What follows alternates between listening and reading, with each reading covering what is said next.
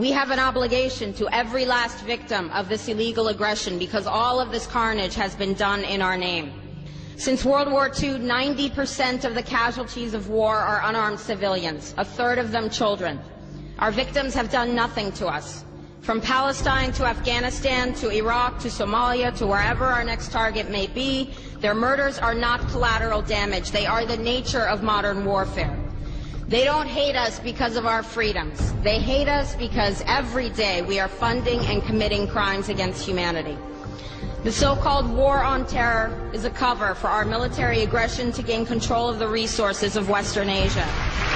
This is sending the poor of this country to kill the poor of those Muslim countries. This is trading blood for oil. This is genocide, and to most of the world, we are the terrorists. In these times, remaining silent on our responsibility to the world and its future is criminal. And in light of our complicity in the supreme crimes against humanity in Iraq and Afghanistan and ongoing violations of the UN Charter and international law, how dare any American criticize the actions of legitimate resistance to illegal occupation?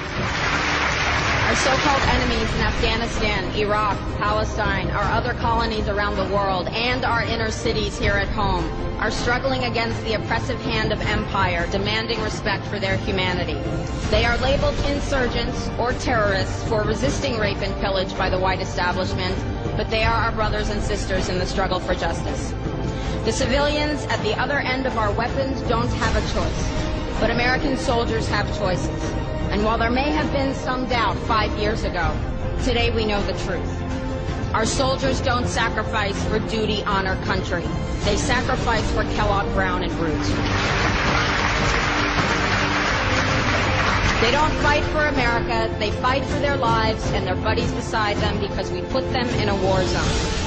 They're not defending our freedoms. They're laying the foundation for 14 permanent military bases to defend the freedoms of ExxonMobil and British Petroleum.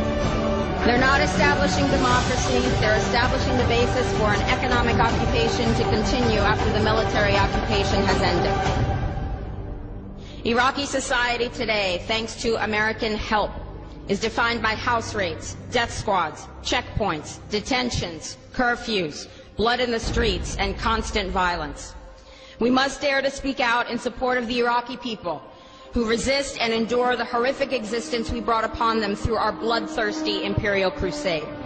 We must dare to speak out in support of those American war resistors, the real military heroes who uphold their oath to defend the Constitution of the United States against all enemies, foreign and domestic, including those terrorist cells in Washington, D.C., more commonly known as the legislative, executive, and judicial branches. Frederick Douglass said, "Those who profess to favor freedom and yet depreciate agitation are people who want crops without plowing the ground. They want rain without thunder and lightning. They want the ocean without the roar of its many waters." The struggle may be a moral one, or it may be a physical one, or it may be both, but it must be a struggle. Power concedes nothing without a demand. It never has, and it never will.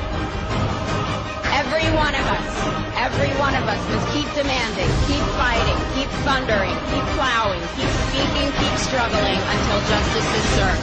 No justice, no peace. No justice, no peace.